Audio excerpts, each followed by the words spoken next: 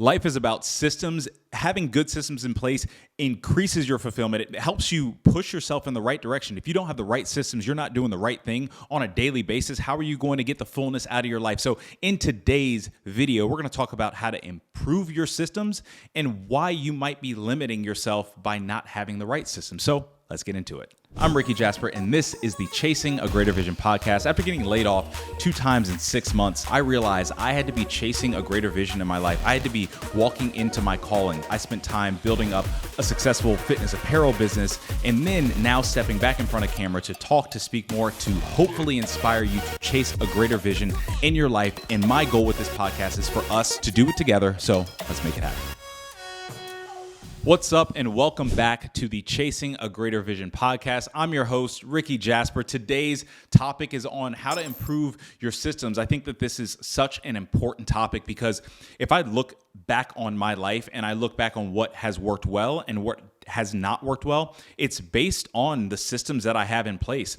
And there are things that have worked well that I don't have a system for, but I might have gotten lucky, right? Or things that haven't worked well or haven't gone super well, but it doesn't mean that I had a bad system. It was just I had a bad break. But overall, the things that I feel are going well for me that are within my control, my health and fitness, barring any crazy injury, I have a system in place. The direction that my relationship is going, I have a system in place where I didn't in the past, and we'll get into that, talk about that as well. My career, I have a system in place when I get down to work, get down to business. Now speaking and get in front of camera and making sure that content is consistent, and I hope that I have the right voice every time that I show up on camera. I have a system in place. So right now in my life, I'm actually focusing on my systems. What I talk about on this podcast, what I think is really interesting is we spend so much time in tech. We spend so much time on our phones, on our devices, and that most often than not isn't the most important thing in our life. Our life and what we're building systems around, or I think that we should be spent on the things that are fulfilling to us, should be spent on our relationships, should be spent on an area that we are really, not even to be cliche, but chasing a greater vision in our life. And that's what time, effort, and energy should be spent on. And in order to be able to adequately do that, it's about improving our systems. There's a quote, if you don't rise to the level of your goals, you'll fall to your systems. And I think that is so important. More often than not, we all have goals in some way, shape, or form, in some capacity. But we don't just go and get those goals because we have those goals. When times get tough, when we don't feel like doing it, we fall back to the level of our systems. A practical, thing that I go through on a daily basis is Monday through Friday, I go to the gym and work out, and then on Saturdays I run. Do I always feel like that? Absolutely not. There's some days where I get up, my alarm clock goes off now at 4:50 in the morning. I don't say that to impress you. I just say that for the fact of I just want to get as much out of my day, and also I go to bed at 8:45 p.m. So there's a dichotomy there. But no matter how I feel, my system for the past 10 plus years has been in the mornings, we wake up and we work out. And that's what I do. And so it's not predicated off of a feeling. So no matter what my goal is there, and even if on that day I don't feel like achieving my goal, I fall to my system. I fall back to the fact of I get up and I work out. So what are your systems? I have, kind of 3 questions like, what are your systems? Are they working for you? And do they align with your goals? What are the systems in your life that aren't working for you, that aren't serving you, that you're doing on a consistent basis that's leading you in a wrong direction, and you know it? Are they working for you? You have to question every system that you have in place and see if it's working for you and against you. I think that this is so vitally important because when you wake up and when you go about your day, you are actively doing things. And if the things that you're doing are working against you, you're just working against yourself and you're holding yourself back. And if you don't identify those, you're going to sit back 5, 10 years from now, maybe a month from now, and be like, man, why am I not as far as I wanted to be? Why haven't I improved in an emotional level, in a spiritual level, or anything that you perceive as important? And it might be because your systems are just working against you. And then also, making sure that your systems are aligning with your goals. Sometimes we have systems in place where we're just consistently doing them, but they don't align to any goal. They don't align to anything, and they're just wasting time, and we just kind of do it. So in today's video, what we're going to talk about is obviously systems, but we're going to step into our tips and tricks segment. So this segment is practical advice to help you, one, today improve your systems, and two, try to figure out what is going wrong with them. So tip number one, or what you need to do first, is identify why your systems aren't working. Now, I'm going to give a few areas why my systems in the past weren't working. One was because they didn't have to. I didn't have to change anything. I could go along to get along. I use dating as an example a lot because I learned so much in the past 10 years. I didn't change the way in which I, approach relationships, what my focus on relationships. It was just kind of, hey, this is a quick relationship to hook up. There's not going to be anything that's deeper than that. And the reason why I felt like I didn't have to change for a while was because that's what was consistently there. That's what I was looking for. It's what I was always getting. I didn't have to change. But then when I got someone in my life where I was like, okay, I need to kind of change and mature in an area, that's when I had to change my systems, because my systems weren't serving me. My systems were get in a relationship, kind of have that, quote unquote, falling in love feeling, just kind of stay there for a few months or sometimes, kind of, do my own thing on the side, whatever, and then start it all over again. And so then being with someone where it's like, okay, after a few months, like I'm still here, that's when I started to get antsy. Okay, this isn't what I typically do. I had to change my system. The other thing is why your systems might not be working is you just have no clarity of direction of your life. Having a direction is so key, and true direction, not just I wake up, I do the thing, I make sure, everybody else is good. I go to my job. I just go along to get along. Like, what is your direction? We can just be doing stuff, but that doesn't mean that we are in a directed way. That doesn't mean that we are in a way that is pointing somewhere. It could just mean we're just doing stuff. It's just like digging a hole to dig a hole. Like, we've ever been on the beach, when we were kids, it's like I'm trying to dig the deepest hole. Why? To dig the deepest hole. That's sometimes how our life is. And it's not in a directed pathway where we can sit and say, hey, if all works according to plan, and it might not all work according to plan, but if within my control, in a year from now, I could potentially get here. I'm in a direction. And then another year from now, I could potentially get there.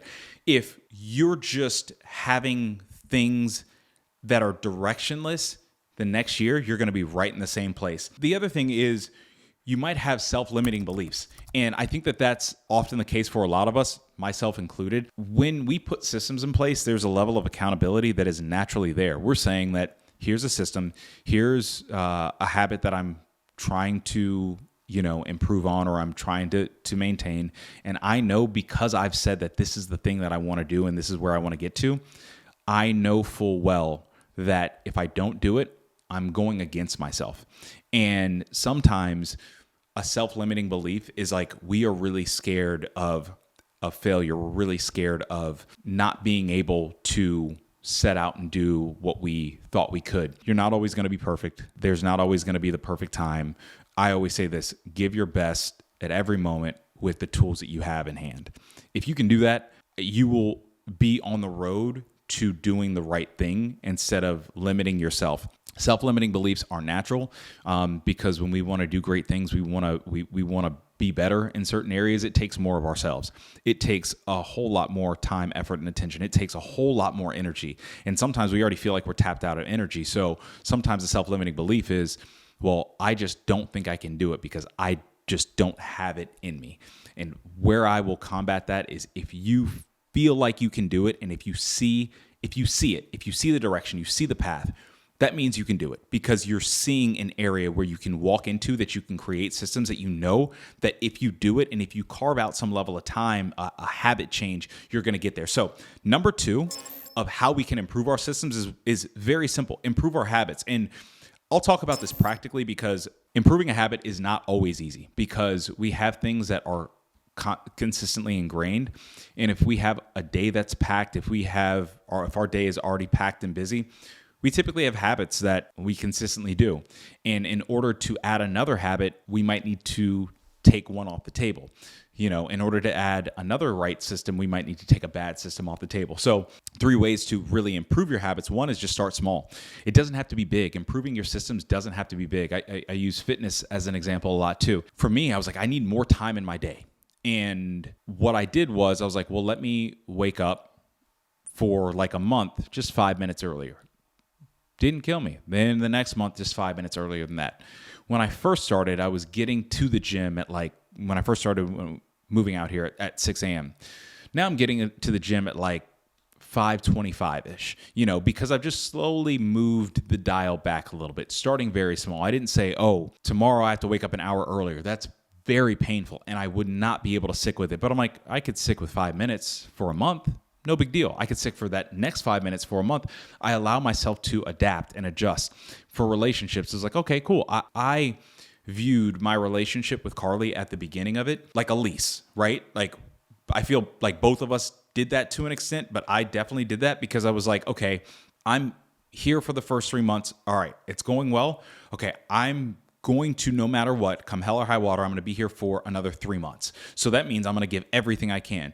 Then at that 3 month mark, assess it. Okay, it went better. It improved. I improved. Okay, now 6 months. Okay, great. And I was able to see the small incremental changes because I was able to lock in on, basically a 3 month by 3 month basis till the point where I was like, okay, cool. I'm ready for this because I gave myself small metrics to improve my systems on a month by month basis that I could look back and say, I'm better now than I was, right? Second thing is habit stack. There's a book called Atomic Habits, and I thought that the best bit of advice in that book was to habit stack. That means that we all have habits, whether they're consciously or unconsciously, that we do on a consistent basis. I hope that every morning you wake up and you brush your teeth. I do, right? And if you want even fresher breath and you don't do this already, then you might say, okay, I'm going to use some Listerine after that. Basically, you have a habit of already brushing your teeth and you're saying, I want to do something additional, and I'm just stacking it on top of something I do very consistently, which is I am using Listerine, right? So for me, a big thing was stretching. I want to be more flexible. I wanted to say as the peak athleticism as I can with whatever age I am. And I know that one of the things that I really need to work on was flexibility and recovery. So I know that I get my clothes ready for bed every night, or I get my clothes ready for the next day to go to the gym every night at about the same time. It's like at about 8:30. So after I get my clothes ready, hang them up, everything's good to go. I have my foam roller and I have my stretching bands. Well, I'm already there in my closet, and the clothes are already hung up. I just put my foam roller and my stretching band, and I look down at it and say, okay, cool. I'm going to stretch for 10 minutes because I'm already doing this thing every night where I'm already there. I just stack something else that aligns with my goals on top of something that I do. I'm not saying, oh, let me just now go outside at night and run 5 miles. It's like, no, let me just do a small thing over here. Third thing for improving your habits is be okay with discomfort. Discomfort in habits is going to happen because it's very much ingrained in our brain. And this is not scientific medical advice, anything like that, but we're creatures of habit. And so when things are so ingrained in our brain and we get some type of dopamine reward for doing a similar thing at a consistent time that makes us feel a certain way, even if that thing is bad, we get some type of, dopamine reward from it. So changing a direction to improve a system or a habit that doesn't feel good at first is very hard. I go back to the relationship thing. It was very hard to say, oh, okay, I'm going to stay in a committed relationship.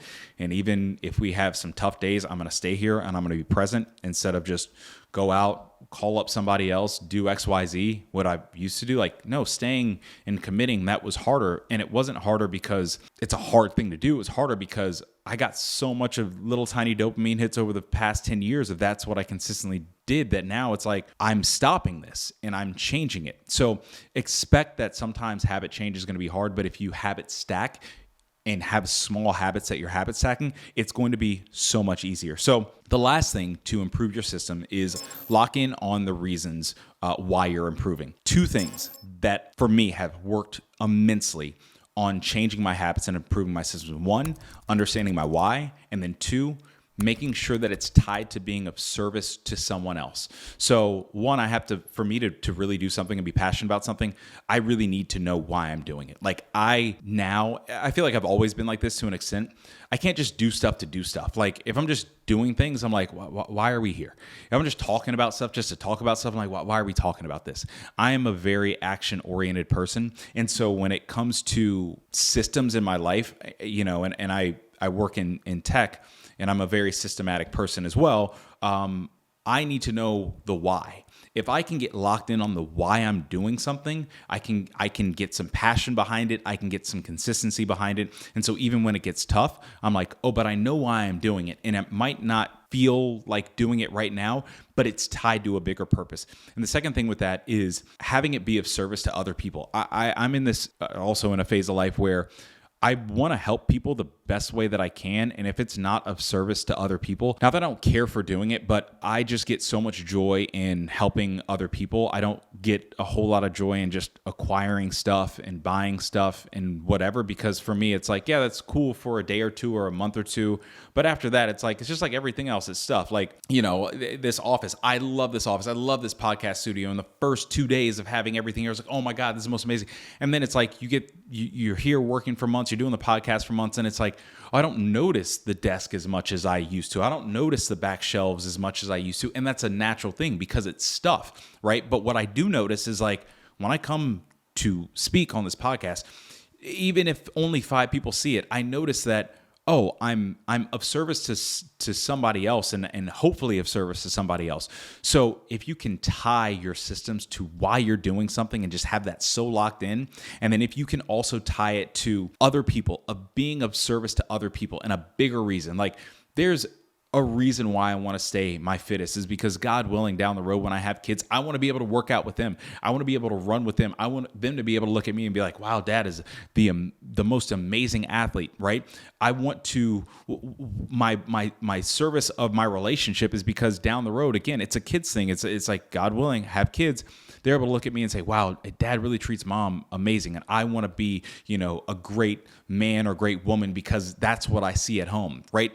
The reason why, I work so hard at my job and everything like that, and why I'm more now meticulous with my money and everything, because I'm like, it's not just all going to be for me. It's going to be for other things, for other people, for areas of service, that I want to be. The reason why I invest in this podcast is for the same exact reason. And if you can tie your systems to service to other people, you will feel such a greater sense of just fulfillment and enjoyment doing it. Because I'm telling you, this life, just getting stuff for you and getting stuff just for me and just being, on your own, it's not it. Like, it's just not the most fun and exciting thing. It's just quick highs and quick and even deeper lows. To end this whole segment up, to kind of wrap it up, one, identify your systems that aren't working for you and really, really be true about that. 2, improve your habits. Habit stacks. Set small habit goals that you can achieve on a daily basis. And 3, lock in on your reasons of why you need to improve your habits and why you'll stay consistent with your habits. Lock in on your why and tie that into someone else, someone that you care about, something that's a lot deeper than you, something that's beyond you, because we're only in this life for a short second in the wholeness of time on earth, or time that earth has been, right?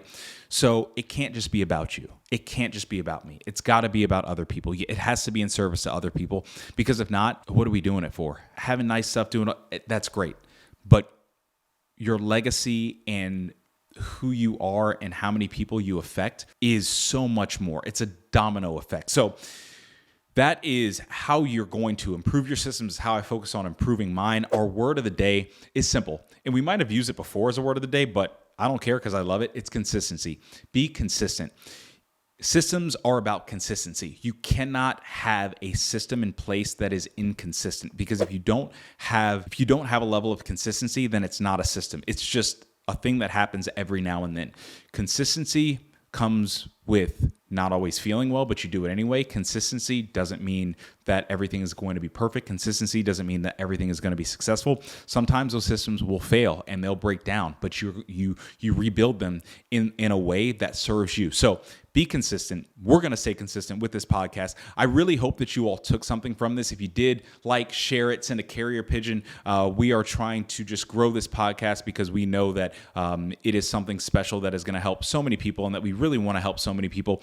And also, these are tips and things that have really helped me. And so I hope they help you. If they don't, I would love to hear your advice, input in the comment section and what's helped you as well. Let's make this a community to help others. And I am out, and I'll see you next time. Peace. Thank you all so much for watching the Chasing a Greater Vision podcast. If you like this podcast, please like, comment, subscribe, hit the bell, send it to friends, use a carrier pigeon, do whatever you have to do. We hope that this inspires you to chase your greater vision in your life and for us to continually and consistently do it together.